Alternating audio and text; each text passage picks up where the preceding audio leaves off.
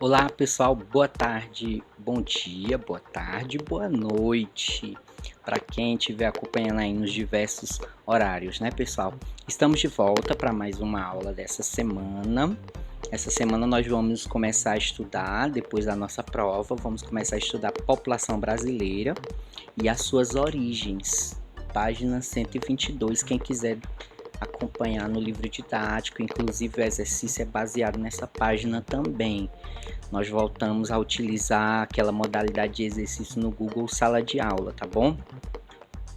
Como o portfólio não estava dando certo para uma boa parte de alunos, não estava conseguindo acompanhar, então para agregar o máximo possível de nossos coleguinhas, de nossos alunos, então eu estou voltando para a modalidade aí do formulário, tá bom?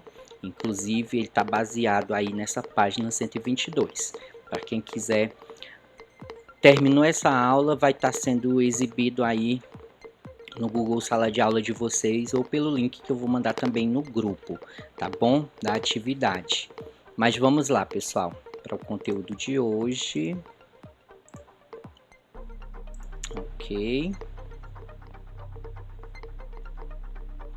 Pronto, população brasileira e suas origens, e lá no finalzinho a gente vai fazer um pouco desse paralelo com a questão do racismo.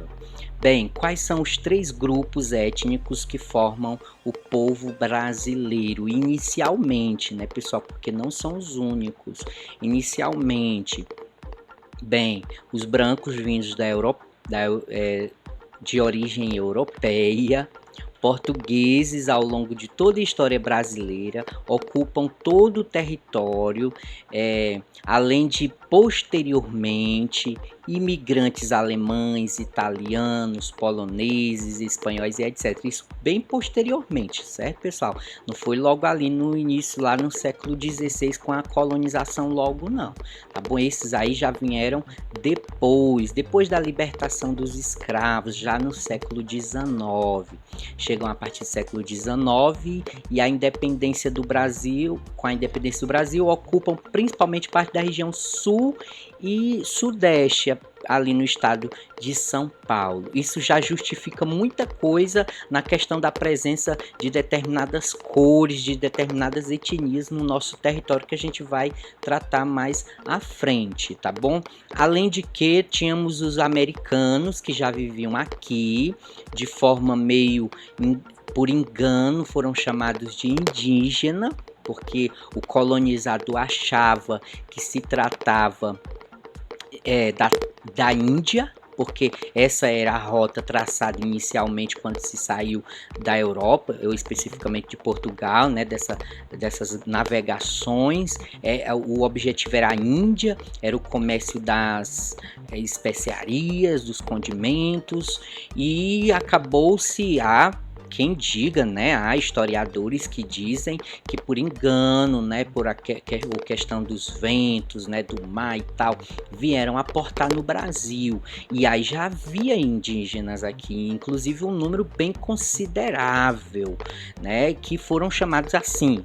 A partir de então, né, não só dessa questão do colonizador português, mas o europeu também, ou outros colonizadores que chegaram em outras partes da América também, começaram a usar esse nome indígena, nativo de variadas nações, tupis, tapuias, os jesuaruaques e etc. São muitos nomes. Além dos negros ou preto trazidos como escravos do continente africano ao longo do século XVI, XVII e XVIII, ou seja, desde a colonização até o período aqui no Brasil em que houve a libertação, coloco assim entre aspas, né, pessoal, porque esse processo foi meio esquisito, foi meio estranho, você libertar e não dar condições de acesso dessa grande população à sociedade de até então. Não dá possibilidade de trabalho, não dá possibilidade de se desenvolver dentro dessa sociedade, não dá inserção, você simplesmente simplesmente joga esse negro na rua e vai atrás de outros, que é quando vem aí os alemães, os italianos, os espanhóis, os poloneses, os japoneses. Qualquer outra nação era bem-vinda, menos os africanos, que já estavam aqui desde o século XVI. É curioso isso daí, né, gente? Além de ser uma maldade muito grande, eu considero assim. Então, esse esquema mostra, né, essa formação do povo brasileiro, do indígena com o europeu, com o africano, e toda essa mistura entre essa matriz inicial. Índio com europeu dá os brasilíndios, tem essa nomenclatura. O africano mais o índio, ou o africano mais o europeu, afro-brasileiros.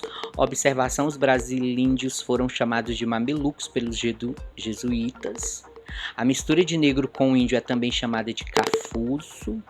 E a mistura do negro com o branco é também denominada de mulato. Algumas nomenclaturas para essa miscigenação, essa mistura do povo brasileiro. Agora a gente vai para algumas informações do livro de vocês, pessoal, na página 122, que traz essa questão e essa comparação de números que de indígenas. Que ficou esse nome indígena, né, gente? Não vou chamar americano, senão vocês vão até confundir. Eu vou chamar indígena mesmo, tá bom?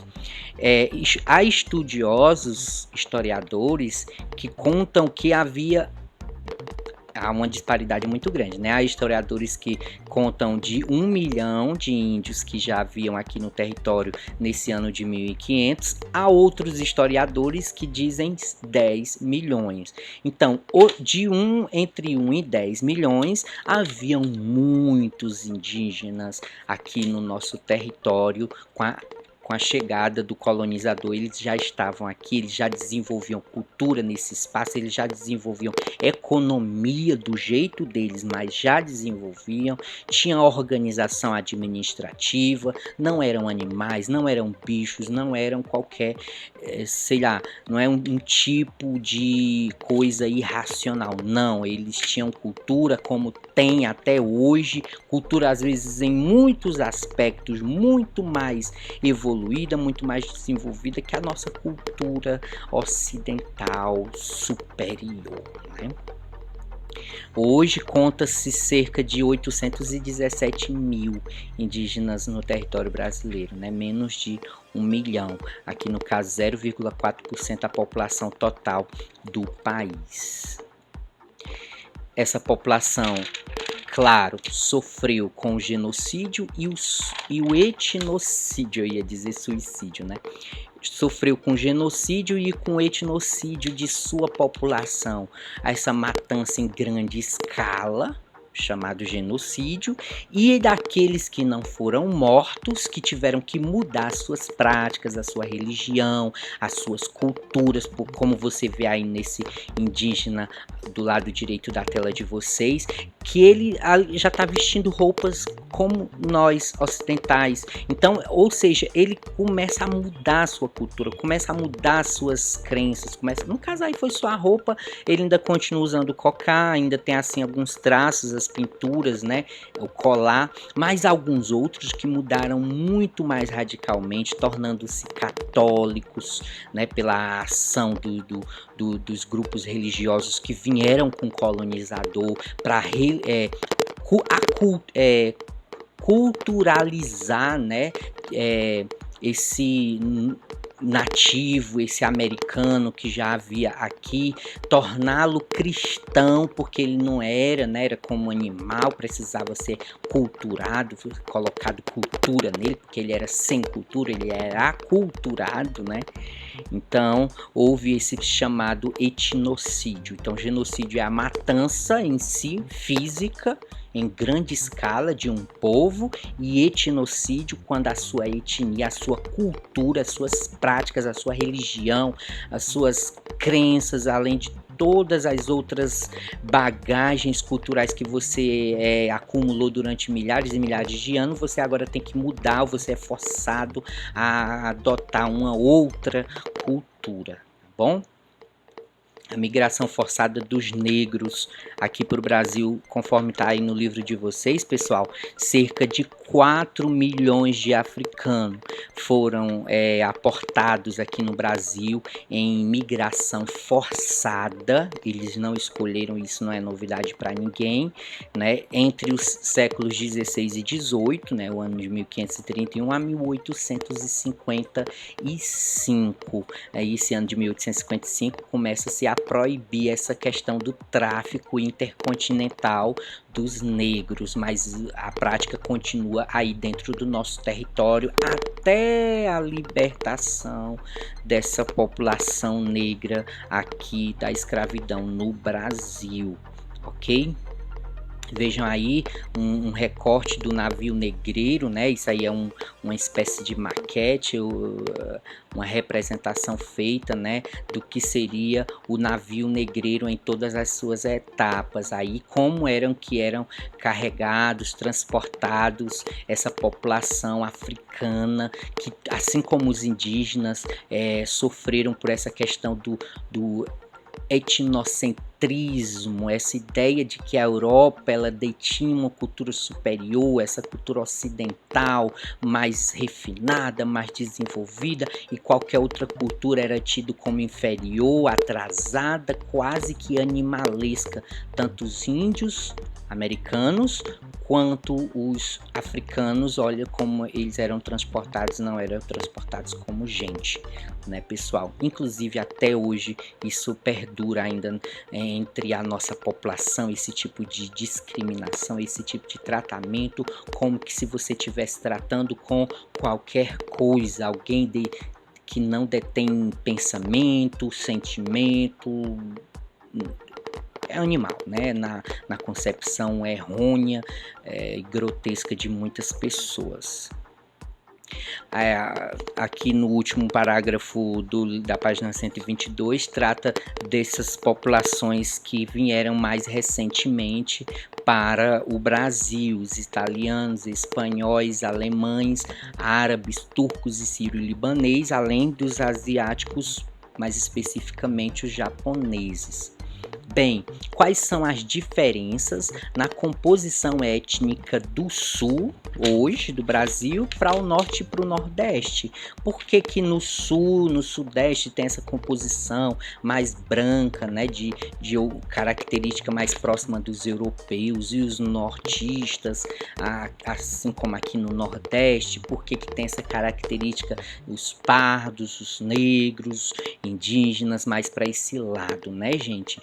Bem, como vocês verão aqui, se vocês acompanharem no livro didático de vocês, na página 123, no sul do Brasil, a colonização foi mais dessa colonização mais recente. Inclusive São Paulo, gente, no período colonial, não era essa economia vigorosa, essa economia desenvolvida, tão pujante, tão importante para o país como é hoje, assim como o Rio de Janeiro também não era. O Sul e o Sudeste não detinham esse poder que eles têm hoje, essa economia que eles têm hoje. O Norte e o Nordeste eram um centro da economia do período colonial brasileiro. Era aqui que se desenvolvia o plantio da cana-de-açúcar, era aqui que se desenvolvia o plantio e o processamento, né? A venda do açúcar e tal, a cachaça, outras culturas que vieram depois. Posteriormente é que há essa dinâmica e essa mudança, né, de polo econômico no país, muito posteriormente, com outras culturas que se sobrepuseram, vieram depois, posteriormente, né? Eu acho que fica mais bem colocado. A cultura do café, né? A economia que foi acumulada com essa cultura do café. Teve também o ciclo do ouro, teve vários outros ciclos que se sucederam na história do Brasil e fizeram essa dinâmica e essa mudança de polo mais importante para outras regiões como Sul e Sudeste do país. A cultura de colonização do Sul foram mais dessas culturas recentes, italianos, espanhóis, japoneses, vários europeus em geral, vamos dizer assim, e do norte e do nordeste foi mais dos africanos, dos negros escravizados, além dos americanos que já viviam aqui, americanos indígena, né, que já vivia aqui. Então daí essa característica diferenciada, tá bom? Já não foi tanta a prática da escravidão, ela já não foi tão abrangente para os lados do sul e do sudeste. Eu não estou dizendo que não houve, ela não foi tão acentuada quanto o período que ocorreu aqui no norte e no nordeste, o período colonial, tá bom? Migrações ainda mais recentes, né? Mais recentes, aí do ano de 2012 e 2018, principais nacionalidades de pessoas que pediam refúgio no Brasil. Temos aí haitianos, bolivianos, nesses 2 anos, 2012 e 2018. Venezuelanos em terceiro lugar, colombianos, argentinos, chineses, portugueses e peruanos. E no finalzinho tem só do ano de 2018, gente, muito pela essa característica de mudança na política lá da Venezuela, né? A questão da fome, a questão da ausência de muitos itens básicos de sobrevivência e tal. Então houve uma migração muito grande, não só para o Brasil, mas para vários países aqui da América Central e do Sul, tá bom? Aí tem essa informaçãozinha, né? Que no ano de 2018 esses números saltaram para 39%, e o venezuelano, que era o terceiro, né? Lá de 2012, veio para o primeiro lugar com 39% de participação. Aí depois haitianos, colombianos, bolivianos e uruguaios. Só a título de informação, nem tem no livro aqui didático de vocês, não. Trouxe apenas como curiosidade. A composição do povo brasileiro, então, é isso. É o americano que já vivia aqui, o negro africano, o europeu, resulta então no que é o povo brasileiro. É assim que surge o nosso povo. É a mistura de tudo isso, é a miscigenação. Mediante tanta mistura de etnias, qual é a cor do povo brasileiro? Você pode dizer? Bem, a cor do povo brasileiro, segundo uma pesquisa realizada pelo IBGE, porque o IBGE, pessoal, ele pergunta para o entrevistado qual é a sua cor, e a cor que você disser, ela é colocada lá nos formulários. Não existe opções de marcar, é o que você diz. Então temos aí um exemplo entre 20 cores diferenciadas, dentre 135 que foram declaradas nesses censos, né, do IBGE, gente. Tem um alvo escuro, tem um azul, tem um azul marinho, tem um baiano, a bem morena, a branca suja, o bronze, o burro quando foge. Porque o que ele disser, gente, o entrevistador, ele não pode interferir na resposta de quem está sendo entrevistado. Então, tipo, se você disser, eu pergunto, qual é a sua cor? A pessoa diz essa oitava aí, por exemplo, né? Burro quando foge, eu não posso dizer, não existe essa cor. Não, se você diz que essa é a sua cor, então eu vou colocar aqui. Cabo Verde, café, canela, cardão, deve ser encardido, não sei. Castanha, cobre, corada, cor de café, cor de crioula, encerada, enxofrada e escura. Curiosidade, né, pessoal? De acordo com as respostas da pesquisa do IBGE mostrada anteriormente, então qual é a sua opinião acerca das cores pronunciadas pelos entrevistados? O Brasil é um país racista? Muitas das vezes a gente não se declara dessa forma, mas às vezes até a gente mesmo se identifica de forma pejorativa, porque é o entrevistado que dá o nome, é o entrevistado que diz qual é sua cor. Então ele não consegue se identificar como negro, ele não consegue se identificar com a sua cor real, ele tenta colocar outros adjetivos que acabam sendo mais pejorativos e engraçados, né, pessoal? A lei contra o racismo no Brasil, com o intuito de sanar esses problemas relacionados à prática do racismo no Brasil, foi sancionada essa lei Lei 12.288 de 2010, denominada contra o racismo, e ela traz esse artigo inicial, onde toda distinção, exclusão, restrição ou preferência baseada em raça, cor, descendência ou origem nacional ou étnica, que tenha por objeto anular ou restringir o reconhecimento o gozo ou exercício em igualdade de condições de direitos humanos e liberdades fundamentais no campo político, econômico, social, cultural ou em qualquer outro campo da vida pública ou privada. É proibido, né, gente? Então, como pode um povo, fruto de uma mistura de etnias, agir com racismo? Quem é esse povo? A qual etnia pertence então esse povo que age dessa forma, de forma tão discriminatória? Qual o nosso retrato? Com quem nos parecemos, né, pessoal? Ai, ai, ai, é isso aí, pessoal. Então, estamos próximo do finalzinho da nossa aula de hoje. Nós vamos encerrar com essa música, tá bom? Para a gente finalizar bem, fazendo as nossas reflexões. Façam as reflexões sobre essa questão de racismo, essa questão de isolacionismo, né? Essa questão de eu sou diferente de fulano, né? Minha cor é diferente, né? Essas questões raciais. Essa música é bem reflexiva para esse sentido do Lenine, tá bom? Nós finalizamos então com essa música. Logo em seguida, a gente já deve estar aparecendo aí as atividades para vocês no Google Sala de Aula. É o formuláriozinho normal, como antigamente, tá bom? Respondam lá, ok? E até a próxima.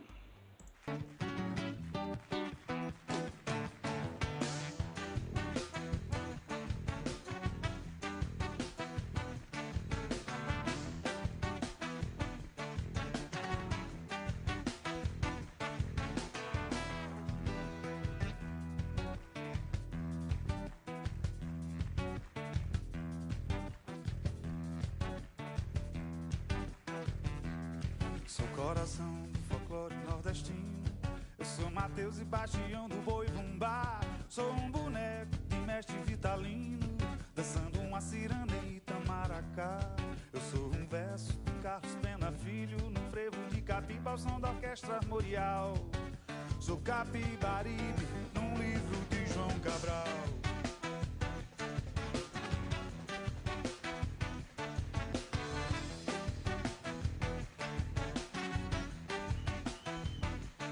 Sou mamomé, que são dentro do vindo num baque solto de um maracatu. Eu sou um alto de Ariano Suassuna, no meio da feira de Caruaru. Sou Frei Caneca no pastorio do faceta, levando a flor da lira pra Nova Jerusalém. Eu sou Luiz Gonzaga, eu sou do Mangue também. Eu sou mameluco, sou de Casa Forte, sou de Pernambuco, eu sou o Leão do Norte. Eu sou mameluco, eu sou de Casa Forte, sou de Pernambuco, eu sou o Leão.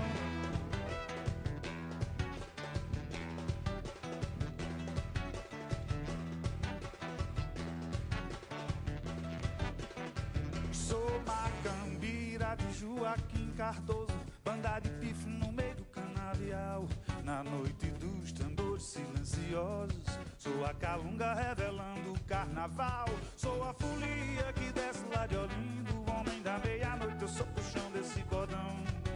Sou jangadeiro, a festa de Jaboatão.